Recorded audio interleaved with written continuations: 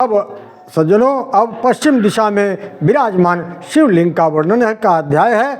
पश्चिम समुद्र के तट पर गोकर्ण नामक उत्तम तीर्थ है। गोकर्ण क्षेत्र में करोड़ों शिवलिंग स्थित हैं और पद पद पर असंख्य तीर्थ हैं। वहाँ विद्यमान सभी शिवलिंग शिव स्वरूप है। वहाँ का समस्त जल तीर्थ रूप है। गोकर्ण क्षेत्र में महाबलेश्वर शिवलिंग है, जो सतयुग में श्वेत वर्ण, त्रेता में लोहित वर्ण और द्वापर में पीत वर्ण तथा कलयुग में श्याम वर्ण का हो जाता है। जिस समय कोई भी मनुष्य गोकर्ण क्षेत्र में लिंग पूजन कर लेता है, वह परम ब्रह्म पद को प्राप्त करता है। रावण के कठोर तप करके उस लिंग को वहाँ स्थापित किया था। चांडाली की सदगति का भी वर्णन है।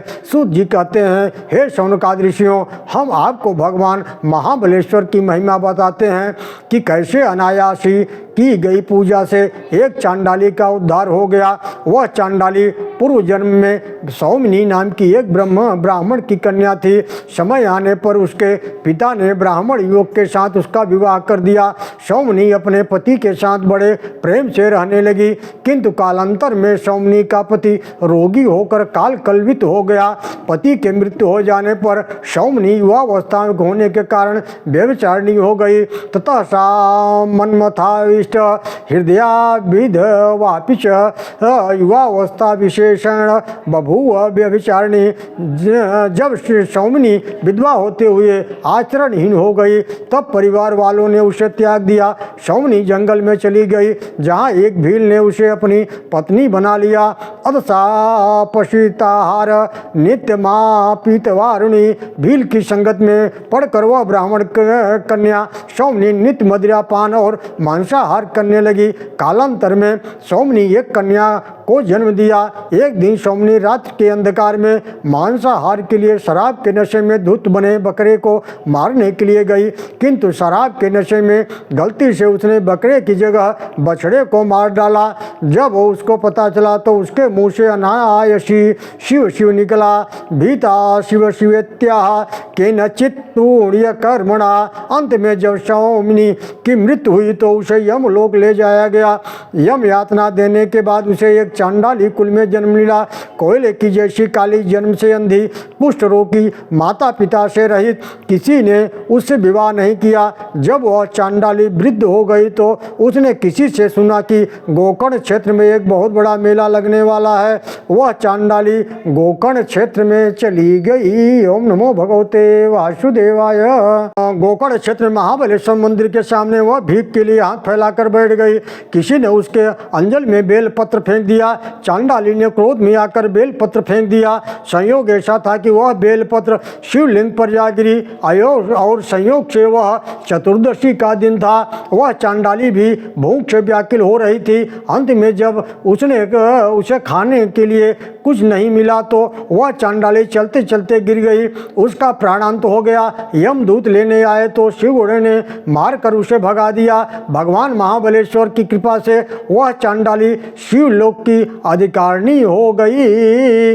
अब यहाँ पे राजा मित्रसह की कथा है। इक्ष्वाकु वंश में एक परम धर्मात्मा राजा हुए, जिनका नाम था मित्रसह। उनकी पत्नी का नाम मदयंती था। एक दिन आखेट करते समय राजा ने कमठ नामक राक्षस को मार डाला। जब उसके छोटे भाई ने निश्चय किया कि मैं इसको छल से जीतूंगा, कमठ के भाई ने कपट रूप बना लिया और बिना कुछ सोचे समझे राजा मित्र सह ने उसे अपने रसोई का अध्यक्ष बना दिया। एक बार राजा मित्रसह ने अपने पिता का श्राद्ध आने पर गुरु वशिष्ठ को अपने घर भोजन पर आमंत्रित किया। रसोइया रूप धारण किए हुए उस राक्षस ने वशिष्ठ जी के भोजन में मनुष्य का मांस मिला दिया। तब वशिष्ठ जी ने इसे देखकर कहने लगे। वशिष्ठ ने कहा, हे राजन, तुमने हमारे सामने मनुष्य का मांस परोसा है। हम श्राप देते हैं, तुम राक्षस हो जाओ। गुरु के श्राप को सुनकर मित्रसह को भी क्रोध आया। राजा को लगा कि गुरु जी ने उन्हें बिना विचारे श्राप दे दिया। इसलिए राजा मित्रसह ने भी गुरु जी को श्राप देने के लिए हाथ में जल लिया, किंतु राजा की धर्मशीला पतिव्रता पत्नी मदयंती ने अपने पति को श्राप देने से रोक दिया। तदनंतर वह राजा वशिष्ठ जी के श्राप से भयंकर राक्षस हो गया। वह राजा राक्षस बनकर वन में घूमता हुआ अनेक जीव जंतुओं का भक्षण करने लगा। एक बार उस राक्षस ने विहार करते हुए एक मुनि दंपति को देखा। तब उस राक्षस ने पत्नी के सामने ही उनके पति को नोच कर खा लिया। तब उस ब्राह्मण पत्नी ने चिता का निर्माण किया और राक्षस को श्राप दे दिया। अद्य प्रभूति नारीषु यदा त्वं संगतो भवे आश्रय, तुम यदि किसी स्त्री के से समागम करोगे तो तुम्हारी मृत्यु हो जाएगी। जब श्राप की अवधि पूर्ण हो गई तो राजा मित्र सह अपने घर लौट आए। रति के उत्सुक मदयंती को भी छोड़कर संतानहीनता से दुखी राजा पुनः वन में चला गया।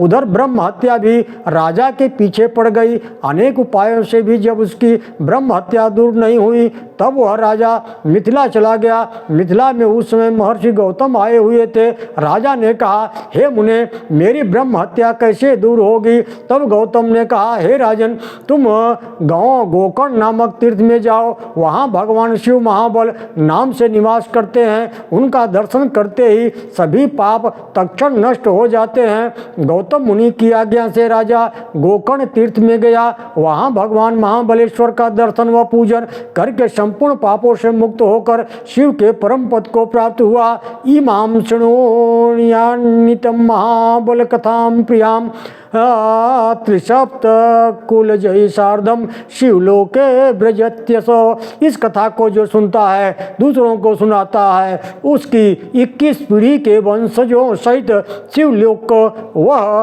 परम पद प्राप्त करता है। ओम नमो भगवते वासुदेवाय।